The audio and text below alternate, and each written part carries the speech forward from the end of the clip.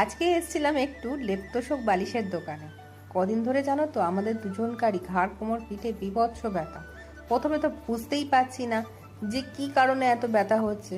তারপর বুঝতে পারলাম যে আমাদের খাটটায় শুধু একটাই তোষক পাতা রয়েছে, যার কারণে ব্যথা হচ্ছে। এখান থেকে দুটো বালিশ আর একটা তোষক নিয়ে চলে গেছিলাম চালের মার্কেটে। জানো তো আমাদের এখানে না পশ্চিমবঙ্গের মতো সেই সেদ্ধ চাল পাওয়া যায় না। এখানে সব চালই প্রায় এক সেদ্ধ চালের মতো, খানিকটা ওই গোবিন্দভোগ তুলসীভোগ এই টাইপের চাল পাওয়া যায়। এরা বলে এইগুলোই নাকি সেদ্ধ চাল, কিন্তু যখন বাড়িতে নিয়ে এসে রান্না করে খাই সেই দেখি এক সেদ্ধ চাল। যাই হোক, চাল আটা সমস্ত কিছু কিনে নিয়ে চলে গেছিলাম বড় ঠাকুরের মন্দিরে একটু পুজো দিতে। পুজো দিয়ে চলে এসেছিলাম বাড়ি।